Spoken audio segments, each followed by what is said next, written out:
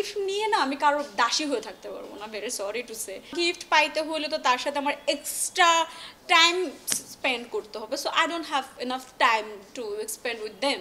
So sorry, very sorry to say. আমি 2 দিন পরে পরে দুবাই যেতে পারছি না। কয়েকদিন আগে সিঙ্গাপুর গিয়েছি, এটা দেখেছেন, তার জন্য আমার 1 থেকে 2 বছর ওয়েট করতে হয়েছে, বিকজ আমি আমার ফ্যামিলি যেহেতু আমরা সিলেটি, আমাদের ম্যাক্সিমাম ফ্যামিলি মানুষগুলো ইউরোপ আমেরিকার বিভিন্ন কান্ট্রিতে সেটেল সামহাও। তো আমার ইন্ডিয়া, তারপর হচ্ছে গিয়ে নেপাল, তারপর হচ্ছে গিয়ে থাইল্যান্ড, আমার কয়েকটা কান্ট্রি, তারপর হচ্ছে মালয়েশিয়া, দুবাই, আমার এগুলো প্ল্যানিং আছে যে আমি এগুলো ঘুরবো এবং নট ফর 2 দিন পরে পরে আমি দুবাই যাবো, এটার জন্য আমাকে ওয়েট করতে হচ্ছে। আমি যেমন খুব কষ্টে একটা হোটেলে থেকেছি, সেই হোটেলের এত দাম শুনে আমার খুব রাগ উঠছে।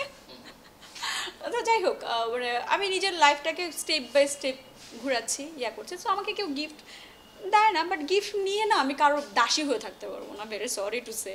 আমি আমার পক্ষে পসিবল না। হ্যাঁ, যারা গিফট নেয় তাদের ওই মেন্টালিটি আছে, গিফট নিব এবং তাকে আমি ডিফারেন্ট সার্ভিস দিব। সো আমি যেহেতু কাউকে কোনো ধরনের সার্ভিস দিতে পারছি না, তো আমার কোনো গিফট আমার আসে না।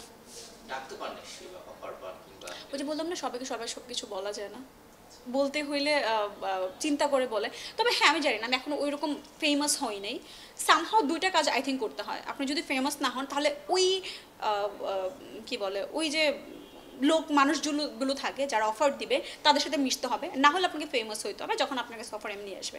সো আমি যদি মিশতেছি না এখন, তাই আমাকে আগে অফার দেওয়া হয়নি। আর অতটাও যেহেতু ফেমাস হই নাই, তার এখন ওই অফারটা আসে নাই।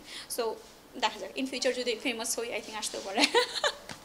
ফেমাস হওয়ার ক্ষেত্রে এখন আবার নতুন ধরনের কিছু ট্রেন্ডও আসছে। একসময় ফেমাস হতো ভালো কাজ দিয়ে, ভালো অভিনয় দিয়ে, অথবা ভালো কর্ম দিয়ে।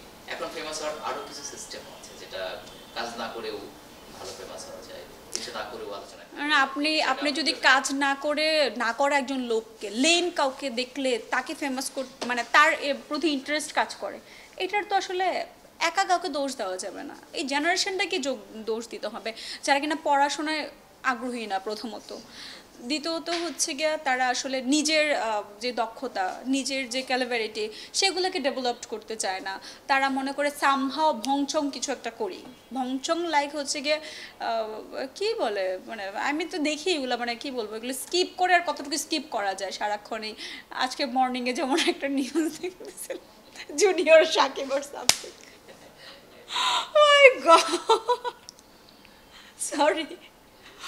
তো বেসিক্যালি এই ফেমাসনেসটাও কীভাবে হচ্ছে, ওরা কেন হচ্ছে, ওদেরকে আমরা দেখছি বিধাই তো হচ্ছে।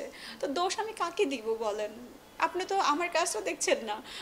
আমি একটা ভালো জ্ঞানের কথা বলতে, সেটা আপনি শুনছেন না, শুনবেন না। আপনি শুনবেন জুনিয়র সাকিবের গল্প।